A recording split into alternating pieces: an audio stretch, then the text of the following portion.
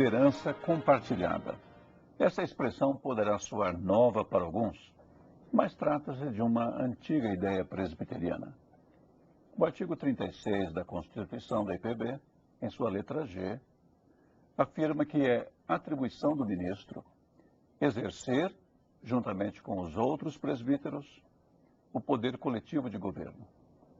Você poderá chamar isso de poder colegiado, se quiser. Ele é exercido não só pelo pastor, que é o presbítero docente, mas também pelo presbítero regente. O poder de ambos é igual. Por essa razão, o artigo 52 de nossa Constituição diz que o presbítero tem, nos concílios da Igreja, autoridade igual à dos ministros. Portanto, o sistema presbiteriano de governo é um sistema de liderança compartilhada. Mas, na verdade, a ideia de liderança compartilhada é muito mais antiga do que a Igreja presbiteriana. Na verdade, a ideia de liderança colegiada ou compartilhada é bem mais antiga do que a própria Igreja presbiteriana. Em Êxodo 3,16, encontramos a ordem de Deus a Moisés para que fosse ao Egito e reunisse os anciãos, o grupo formado pelos cabeças das famílias de Israel, e lhes dissesse que o Deus da aliança, o Deus de Abraão, Isaque e Jacó, não se esquecera deles. E não apenas isso. Mas o Senhor determinou que Moisés fosse ao faraó com os anciãos, o que a tradução grega do Antigo Testamento chama de conselho de presbíteros. Aliás, essa mesma expressão, tão familiar para nós, aparece na instituição da Páscoa. Moisés comunicou as ordens divinas ao conselho de anciãos, que deveria instruir o povo. Eram os líderes do povo. Outro exemplo de liderança compartilhada no Antigo Testamento nós encontramos em Ruth.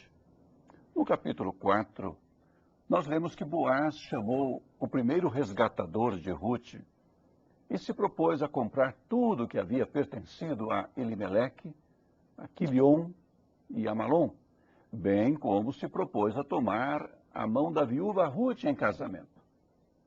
Boaz fez isso na presença dos anciãos da cidade. Mais um exemplo de liderança compartilhada no Antigo Testamento. Esdras, capítulo 10, verso 8, se refere a uma situação de transgressão da lei de Deus por parte do povo, e vemos a disciplina colocada nas mãos de um conselho formado por príncipes e anciãos. Quando olhamos para o Novo Testamento, certamente vamos encontrar também a liderança colegiada. Encontramos Jesus chamando 12 discípulos. 3 deles, Pedro, Tiago e João, tiveram oportunidade de estar mais próximos do Mestre, em pelo menos 2 ocasiões, conforme sabemos, no Monte da Transfiguração e no Monte das Oliveiras. Mas isso não deu a esses 3 discípulos mais autoridade, não lhes deu autoridade sobre os outros, nem na ocasião e nem depois. Pedro se destacou após o Pentecostes como o mais articulado e como líder do grupo, mas na hora da decisão sobre as exigências que se fariam aos gentios, um concílio foi convocado. E Lucas nos informa, em Atos 15, versículo 6, que os apóstolos e os presbíteros se reuniram para discutir a questão. Paulo tinha uma opinião bastante forte a respeito do assunto. Pedro e Tiago foram oradores de destaque naquele concílio. Mas Lucas informa, em Atos 16, 4, que em sua segunda viagem missionária, Paulo e Silas entregavam às igrejas para que as observassem as decisões tomadas, diz lá, pelos apóstolos e presbíteros de Jerusalém. Eles haviam tomado a decisão. Paulo não estranharia, então, a expressão liderança compartilhada, afinal, ele mesmo havia promovido em cada igreja a eleição de presbíteros. Não restam dúvidas quanto à origem bíblica e quanto à base constitucional para a liderança compartilhada, que é o próprio sistema de governo da IPB. Mas isso não significa que esse sistema possa ser adotado sem problemas. Com nossa inclinação humana para a rebeldia e marcados pelas limitações, nós mesmos nos encarregamos de criar empecilhos para o bom funcionamento do sistema bíblico de governo da igreja. Vamos analisar alguns desses perigos. O primeiro que quero mencionar é a tentação de um líder isolar-se em função da velocidade ou do estilo. É que quando trabalha sozinha, uma pessoa terá mais facilidade de ditar o seu próprio ritmo a partir de suas preferências e recursos. Mas quando se trata de um grupo, o ritmo do trabalho dependerá da participação, do temperamento e dos recursos dos membros desse grupo. O andamento se tornará mais lento, as discussões mais longas, as decisões mais difíceis. Isso poderá incomodar líderes que não têm paciência para esperar por todos. Do mesmo modo, um líder trabalhando sozinho seguirá e imprimirá ao trabalho o seu próprio estilo. Mesmo que um dia peça a opinião de alguém, ele fará o que quiser, elegendo ele mesmo as suas prioridades e linhas de ação. Se não tiver em alta consideração o trabalho de equipe, um líder não terá respeito por outras opiniões. Não crendo que haverá bem maior em se seguir a opinião do grupo, e não apenas a sua. Daí a tentação de se atropelar os companheiros e continuar sem eles.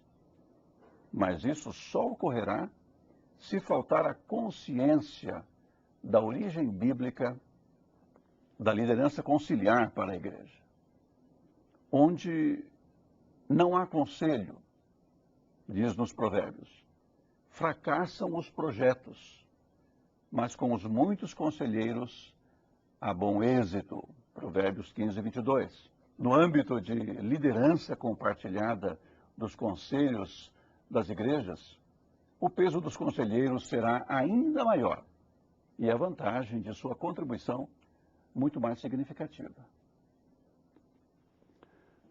Outro perigo da liderança compartilhada é a tentação de se formar subgrupos de tendências semelhantes.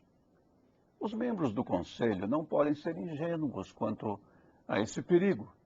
Na verdade, trata-se de uma forte tendência a ser combatida. Seja o grupo pequeno ou grande, seu trabalho poderá ser minado se alguns participantes discutirem e resolverem coisas antes e chegarem para a reunião com a sua posição já tomada. Não vão querer discutir mais nada. E mesmo que alguém se gaste defendendo outro ponto de vista, a posição dos outros já está tomada. E já estão prontos para votar, demonstrando desprezo pelo sistema que um dia declararam aceitar.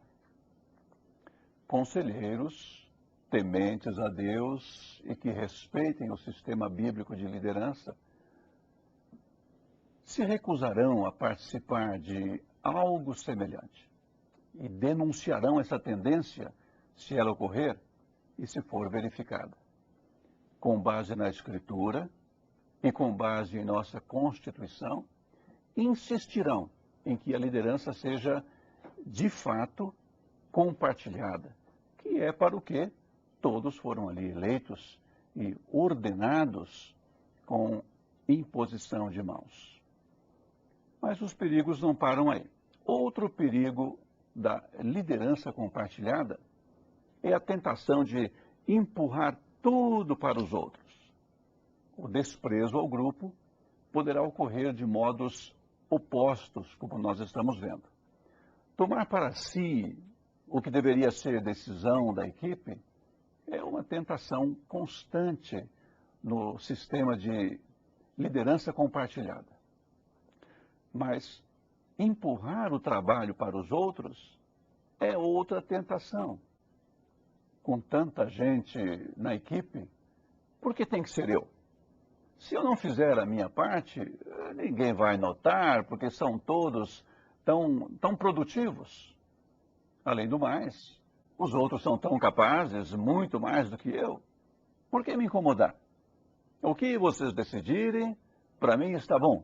Podem contar com o meu voto.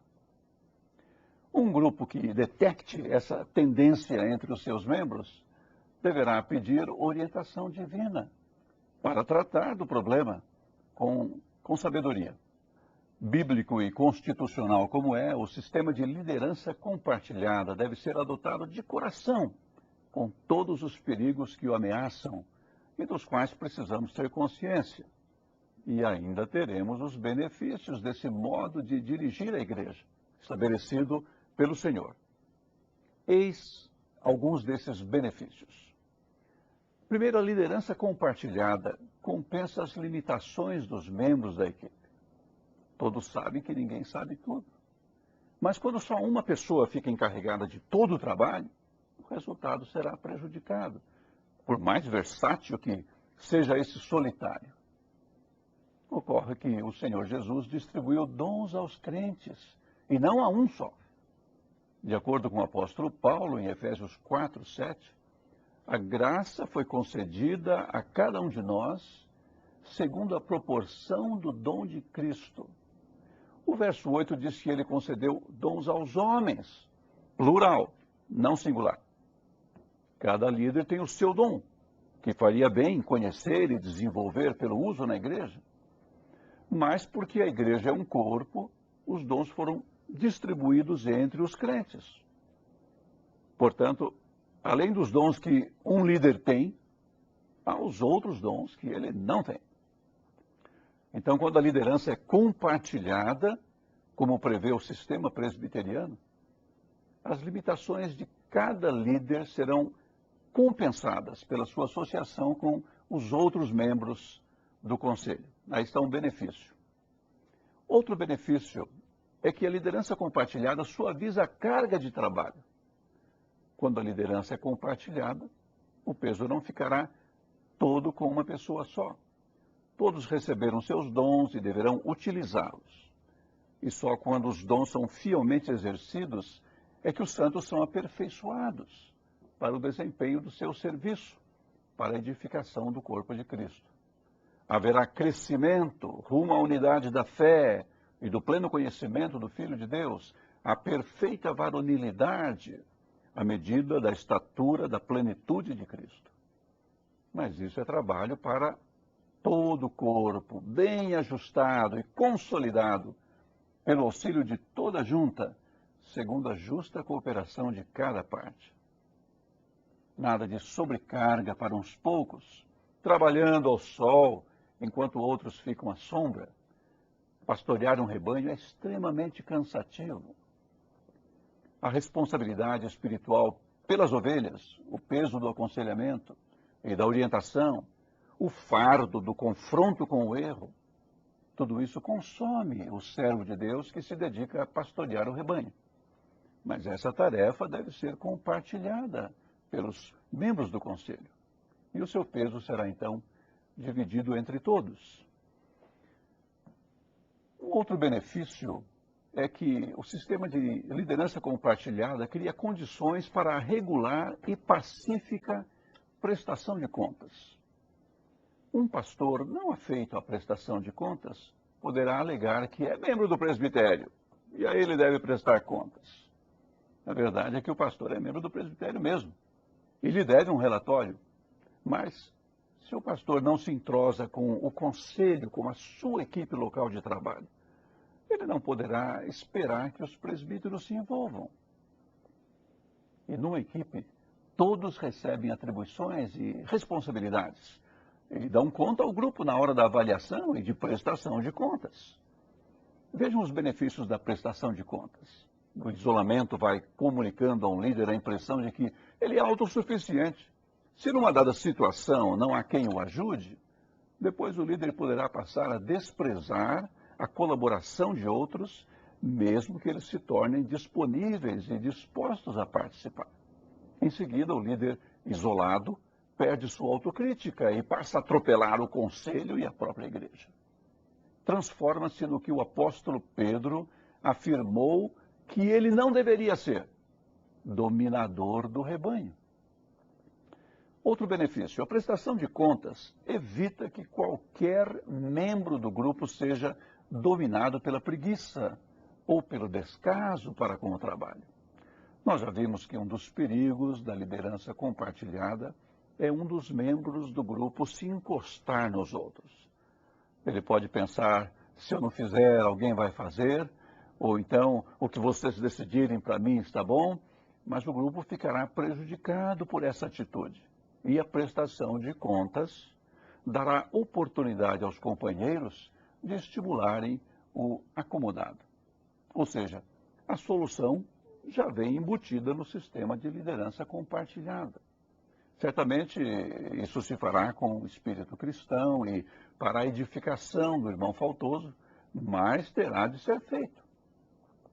Daí a vantagem da existência de um mecanismo normal de prestação de contas, o que cabe tranquilamente num grupo que compartilha a liderança, como é o caso de um conselho de uma igreja presbiteriana local.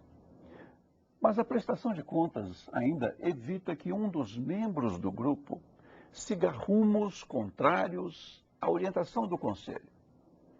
Disciplina é difícil para todos. Espírito de submissão a regras também. Mas é ainda mais difícil para alguns, inclusive membros de uma equipe de liderança. Qualquer conselheiro que não tenha profundo respeito pelo sistema presbiteriano de governo e não reconheça as bases bíblicas e constitucionais para o sistema de liderança compartilhada, não hesitará em atropelar decisões do grupo para seguir a sua própria orientação. Mas essa tendência, se ocorrer e se for verificada, poderá ser confrontada pelo próprio conselho, com amor e com firmeza, dentro do esquema de prestação de contas que a liderança compartilhada permite.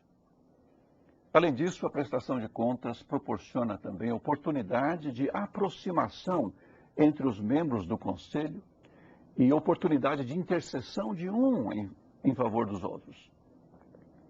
A liderança precisa dessa aproximação e dessa intercessão por causa do peso do seu trabalho. Atendei por vós e por todo o rebanho sobre o qual o Espírito Santo vos constituiu bispos, para pastoreardes a igreja de Deus, a qual lhe comprou com o seu próprio sangue, exorta Paulo aos presbíteros em Atos 20 e 28. E Pedro: rogo aos presbíteros, pastoreai o rebanho de Deus que há entre vós, não por constrangimento, mas espontaneamente, como Deus quer, nem por sorte da ganância, mas de boa vontade, nem como dominadores dos que vos foram confiados, antes tornando-vos modelos do rebanho. Esse é o desafio de Pedro em 1 Pedro 5, versos 2 e 3. Pastorear é a tarefa principal do conselho. Um grupo responsável pelo pastoreio da Igreja de Jesus, o que é o caso do conselho da igreja local, não poderá realizar o seu trabalho, não poderá funcionar como se fosse apenas uma diretoria de uma empresa. Cada presbítero e o grupo todo deverá estar diante de Deus, buscando misericórdia para a realização de tão importante, tão difícil tarefa. Quanto mais se envolverem no trabalho, mais se aproximarão de Deus em oração, buscando juntos a face do Senhor. Sua orientação e o seu poder serão buscados para bem cuidarem do rebanho que ele lhes confiou. Desse modo, lideram juntos, oram juntos, crescem juntos em sabedoria e graça diante de Deus. Concluindo, então, a liderança compartilhada, que é uma concepção presbiteriana para o governo da sua igreja, tem suas origens na Bíblia desde o Antigo Testamento e encontra sua expressão mais clara e irrefutável no Novo Testamento. É preciso tomar cuidado com os perigos que esse sistema apresenta. Recordando a tentação de o líder do grupo isolar-se em função da velocidade ou do estilo. A tentação de se formar subgrupos de tendências semelhantes, em detrimento do todo. A tentação de alguém empurrar tudo para os outros, não fazer a sua parte. Mas é preciso lembrar também que, além de ser um sistema de governo com base na Escritura, o sistema constitucional presbiteriano, por isso mesmo, a liderança compartilhada traz benefícios, grandes benefícios. Primeiro, a liderança compartilhada compensa as limitações dos membros da equipe. Segundo, a liderança compartilhada suaviza a carga de trabalho. E a liderança compartilhada, em terceiro lugar, cria condições para regular e pacífica prestação de contas. Prestação de contas que vai evitar, primeiro, que um líder se torne autoritário, ditatorial. Esta prestação de contas evita também que qualquer membro do grupo seja dominado pela preguiça ou pelo descaso para com o trabalho. Essa prestação de contas evita que um dos membros do grupo siga rumos contrários à orientação do conselho. E essa prestação de contas proporciona oportunidade de aproximação entre os membros do conselho e de intercessão de uns em favor dos outros. Vale a pena insistir na liderança compartilhada, pela sua origem bíblica, pela sua base constitucional e pelos seus extraordinários resultados para a vida da igreja.